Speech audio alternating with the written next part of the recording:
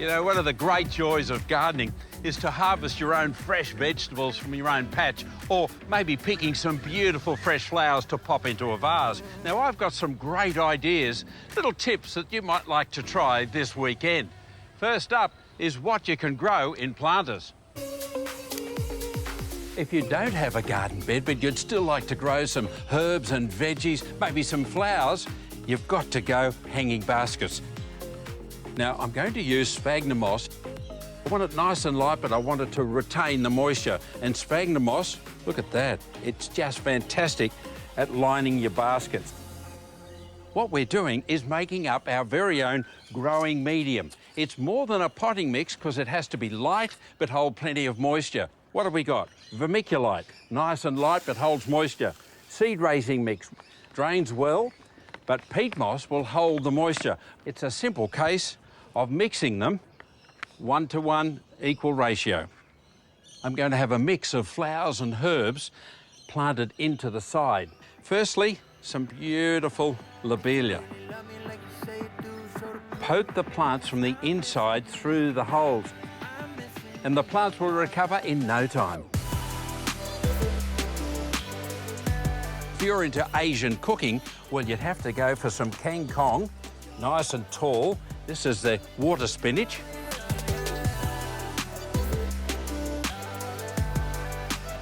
How about this beautiful new beetle leaf spilling over? You couldn't beat sorrel, even on the colour, but the flavour's terrific.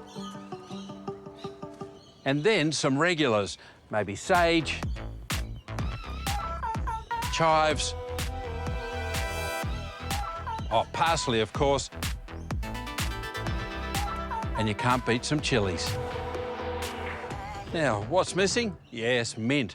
But it becomes very invasive, takes over the garden. So we're going to plant it into a terracotta pot, and then it'll keep it contained. And of course, we've got to add some colour, some beautiful flowers to bring in the pollinators. When you're finished, all you need to do is hang it up. Maybe water it once a week, and then you've got your herbal harvest on a hanger ready for your next stir-fry or Italian dish.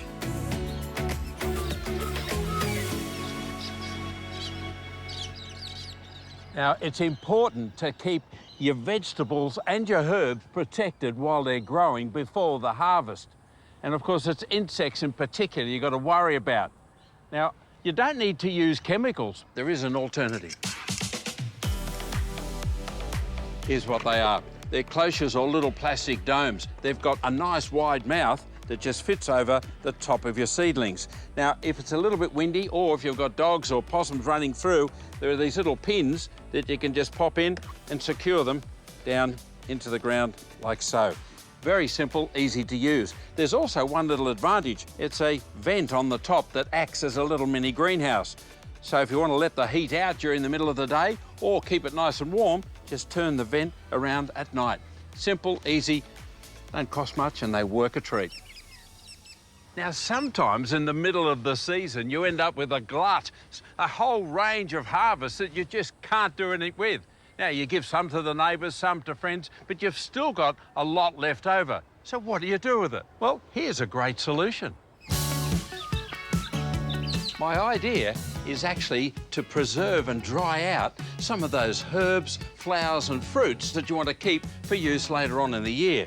What you'll need are 3 old picture frames, and then cut yourself some fly wire, roughly the same size as the picture frame, and then just staple the fly screen onto the frame.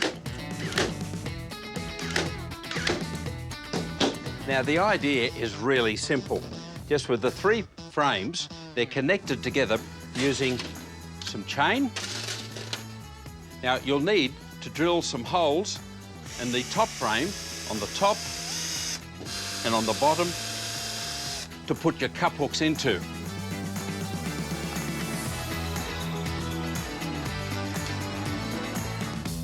Then it's just a case of finding a good spot to hang it. Now, in this case, on the bottom rung, I'm putting in some basil.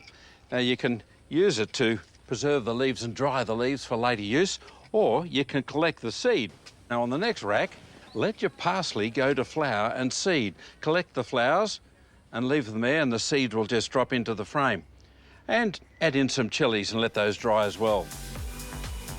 On the top one, I've got some blue lake beans, some bay leaves, and some marigolds, a really simple old one that you just can't buy.